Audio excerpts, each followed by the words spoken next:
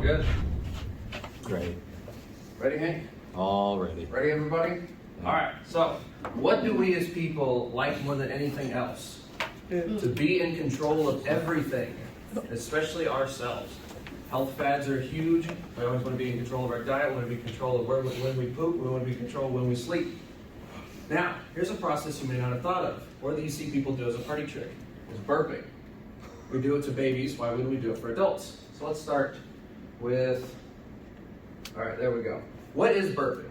Burping, also known as belching, is an expulsion of built up gases in the upper stomach area.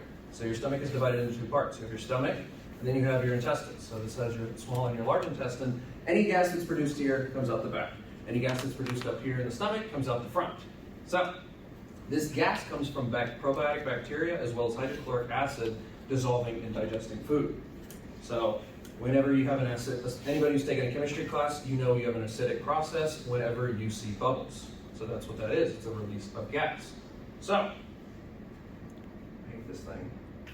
How do I burp myself, and why should I? So what we have here is a process called the epiglottis. Now think of it as like a miniature tongue that's in the back of your throat. And then right here we have what's called the hyoid muscle. You can't really reach it because there's kind of a thick layer of fat and tissue right here, but this hyoid muscle is basically what keeps your trachea open. Your trachea is the breathing tube. Your esophagus in the back is a soft, squishy, kind of wriggling tube that helps bring food from your mouth all the way down to your stomach. It sounds gross, but it is. So basically, if you think about it, you have one long tube from here to here. It just kind of goes all the way around your body and then out the ass. So, but other than that, so what we want to do is burp. Is air comes from here, and air actually passes into the esophagus, into the stomach, and is released as a burp. If it's passed into the trachea, we take the oxygen out of the air, and then we pass out carbon dioxide. So, how we want to do this process is we want to crane our neck and align the epiglottis, and we want to suck in, and you'll feel a bit of a bubbling pop in your throat. This is normal. So this is basically the epiglottis kind of aligning air to come in. What you'll do is, give me a burp. So if we think about this is a really easy process. It's kind of what pigeons do. You know, they have a pigeon head. So you're basically opening the throat and you're allowing air to pass into the esophagus voluntarily rather than involuntarily as you eat. Have any of you ever had hiccups before? So basically what that is an over intake of air into the esophagus and not into the trachea, and your body starts having a diaphragm response. So your diaphragm is underneath your lungs. It pulls down to create a suction which helps bring air to your lungs, and then it pushes back up so that you can expel the air and expel carbon dioxide. So basically it's a spasm of the diaphragm because you're not getting enough air. So if you ever eat too fast, that's why you get hiccups. Now, what are the health benefits to burping yourself?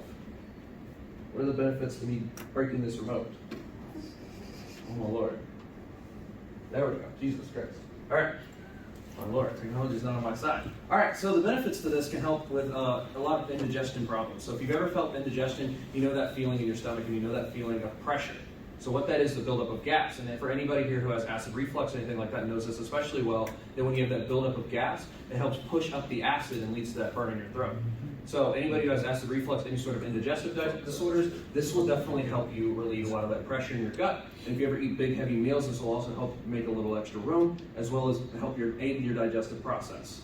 So, but things to look out for would definitely be if you're over burping involuntarily. That is typically symptomatic of a digestive disorder or even several behavioral disorders. Like people who are nervous can tend to burp. People who have some sort of like personality disorder can tend to burp a lot. So be on the lookout for those things. If you see any of those kind of things, you might want to see a doctor, especially if the burps are painful or just come at random onset times. Same goes for the back end. If you're farting all the time, you need to see a doctor. It's not healthy. It's good to process those gaseous responses. However, it's not good to do it all the time. So let's do one last practice. So, all right. So we're gonna breathe in. We're gonna align the hyoid. We're gonna align. You feel the pop when you do it? It takes a little bit of a practice, but the more that you can kind of get this process down, the better your digestive tract will be. I haven't figured out how to fart into me yet, but when I do, I assure you it'll be good for my intestines. So thank